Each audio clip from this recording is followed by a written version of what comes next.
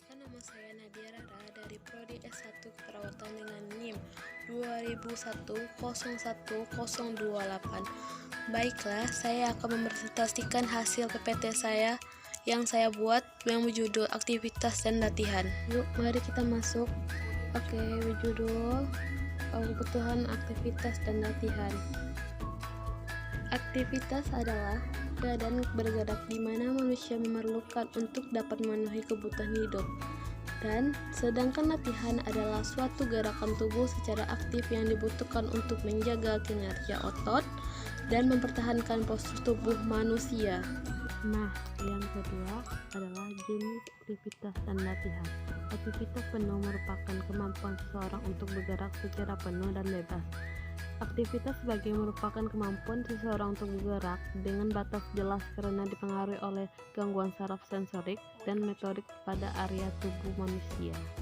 Nah, faktor yang mempengaruhi adalah yang pertama, gaya hidup, yang kedua, proses penyakit atau cedera, yang ketiga, kebudayaan, yang keempat, tingkat energi, yang kelima adalah usia dan status perkembangan. Kebutuhan aktivitas adalah tulang merupakan organ yang memiliki berbagai fungsi, yaitu fungsi mekanis untuk membentuk rangka dan tempat melengkapnya berbagai otot. Yang kedua, otot dan tendon. Otot memiliki kemampuan berinteraksi yang kemungkinan tubuh bergerak sesuai dengan keinginan. Yang ketiga, ligamen. Ligamen merupakan bagian yang menghubungkan tulang dengan tulang. Ligamen bersifat elastis sehingga membantu fleksibilitas sendi dan mendukung sendi. Selanjutnya adalah sistem saraf. Sistem saraf adalah terdiri atas saraf pusat, otak, dan mandibula spinalis, dan sistem saraf seperti bercabang dari sistem saraf pusat. Yang terakhir ada sendi. Sendi merupakan tepat dua atau lebih ujung tulang bertemu sendi, membuat segmentasi dari rangka tubuh dan kemungkinan gerak antara segmen. Selanjutnya adalah mobilisasi. Mobilisasi adalah kemampuan seseorang untuk bergerak dengan bebas, dan sedangkan imobilitas adalah suatu keadaan ketika individu mengalami atau beresiko mengalami keterbatasan gerakan fisik atau nanda. Nah, selanjutnya adalah tujuan imobilitas.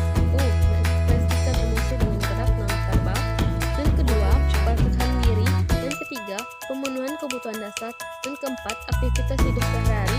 Dan kelima, kegiatan rekreasi. Kategori mobilitas yaitu tingkat 0, mampu merawat diri sendiri secara penuh. Tingkat 1, memerlukan menggunakan alat. Tingkat 2, memerlukan bantuan. Tingkat 3, memerlukan bantuan atau pengawasan orang lain dan peralatan. Tingkat 4, sangat tergantung dan tidak dapat melakukan atau berpartisipasi.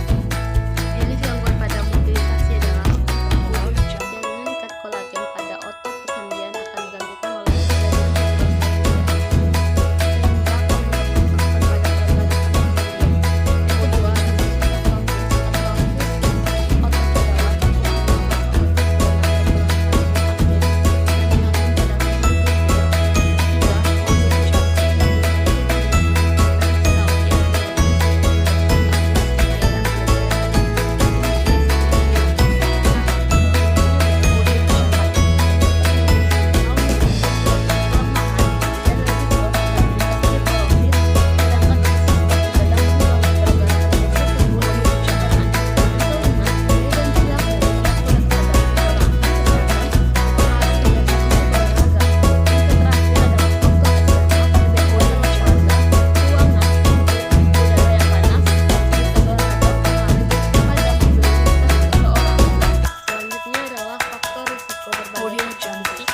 psikologis dan lingkungan dapat menyebabkan imobilisasi.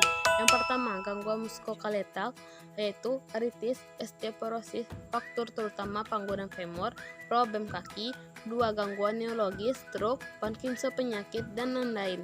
Ketiga adalah penyakit kardiovaskular yaitu gagal jantung konsep berat, penyakit jantung koroner, nyeri dada yang sering, penyakit valvular perifer, kardio yang sering. 4, penyakit paru-paru, penyakit obstruksi kronis berat. 5, faktor sensorik, gangguan penglihatan, takut instabilitas dan takut akannya jatuh. Yang selanjutnya adalah efek fisiologi imobilitas. Yang pertama, 1, metabolik, gangguan laju metabolik, keseimbangan nitrogen negatif, kehilangan berat badan, dan penurunan massa otot. Kedua, kardiovaskular, hipotensi ortostatik karena penurunan aliran darah, trombus karena aliran darah vena melambat. Dan ketiga, respiratory atelektasis, pneumonia hipostatik.